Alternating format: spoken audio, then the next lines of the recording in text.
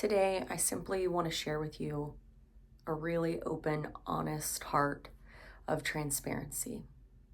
I want to share with you today how to reconnect with God when you feel like giving up. So grab a nice warm cup of tea or hot cocoa and join me for a story. Have you ever felt so overwhelmed and so exhausted that you wanted to give up? Maybe you've been trying to read, pray, or find peace in God, but you feel like He's so distant. You've been there, or you're right there in this moment.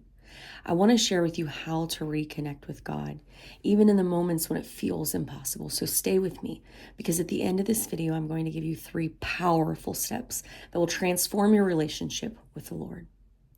First, let's be honest. Life is hard.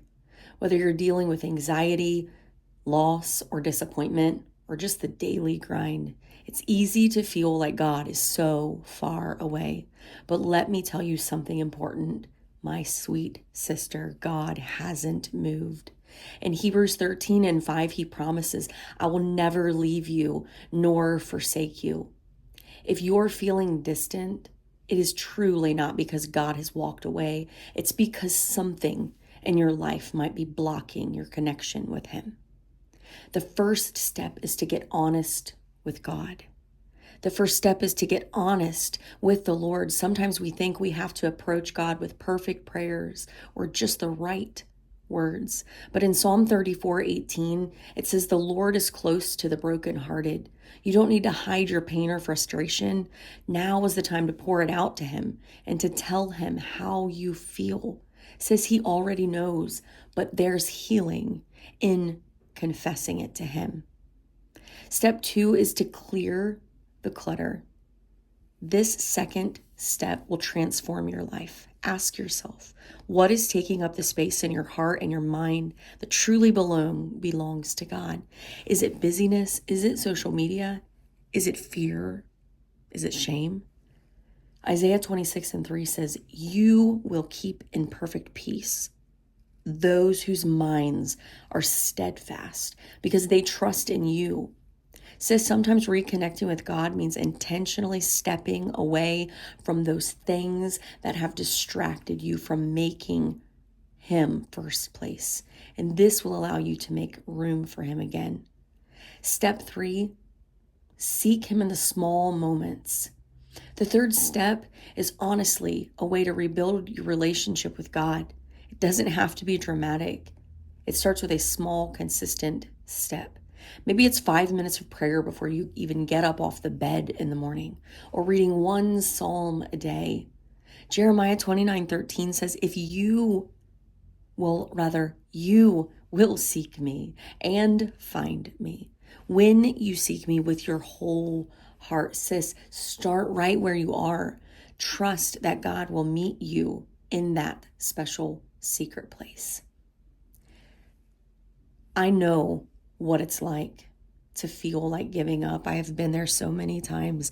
I don't even care to admit the deep, dark, lonely, vulnerable places that I have been in my mind. And when I have felt like walking away, it has truly been the Spirit of God drawing me back unto Him, giving me a stronger desire to connect and to want to know Him. But I also know the joy of reconnecting with God and realizing that He was there all along waiting for me to set aside every weight that so easily beset me from my race. No matter where you are right now, it is not too late. He loves you and He wants to draw close to you. If this video, if these words of encouragement have spoken to you on any level, if they have resonated with you, if they've encouraged you to look closer to the Lord, this is what I would like for you to do. The first thing I want you to do is get out a clean piece of paper or a journal or a notebook of some kind. I want you to open the book and I want you to write down one small thing that you are going to change in your day-to-day walk with God. Whether that be starting with that prayer, whether that be writing out a memory verse, whether that be listening to a worship song first thing in the morning. Choose one simple change and write that down at the top of that notebook.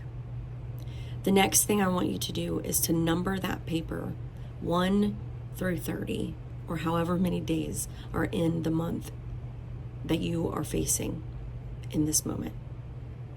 Every day I want you to open that notebook and put a check mark, put a smiley face, put a sticker, put a heart on the numbered line that it is the date that you've completed the task. The next thing I want to let you know is that you're going to have to use grace. Even if you get up every day with the intention of implementing the small change, there are going to be days when life happens. And that's okay, sis. Life has a way of happening.